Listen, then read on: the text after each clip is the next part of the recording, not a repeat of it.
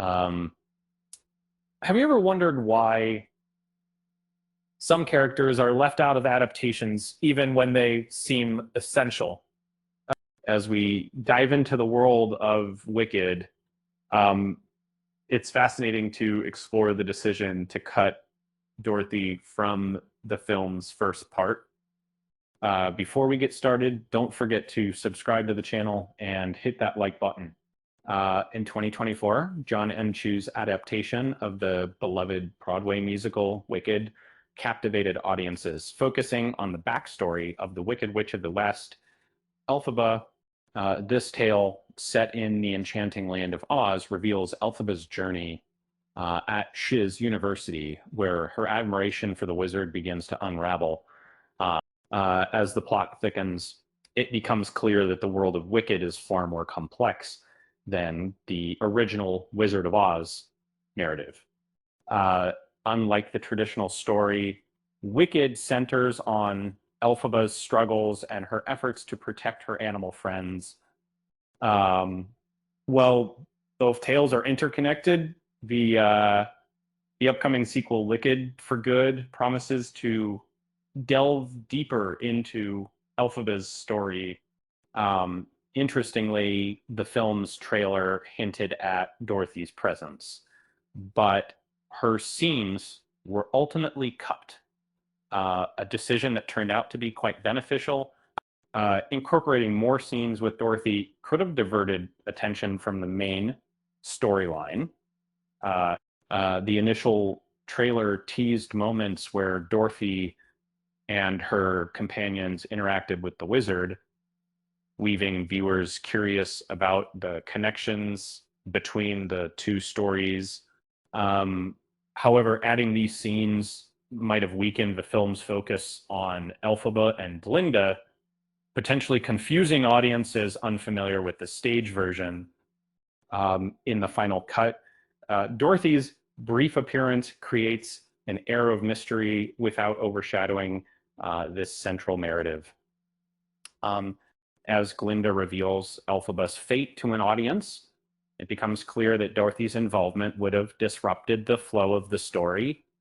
And instead, the film subtly hints at her future role, maintaining a delicate balance between the two narratives.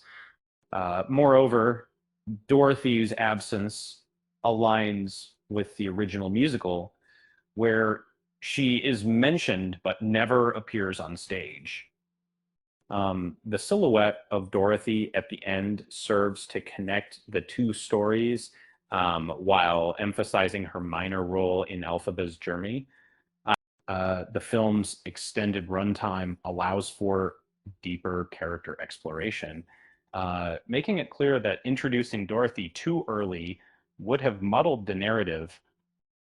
Interestingly, the scenes featuring Dorothy may have been intended for the sequel, Wicked for Good.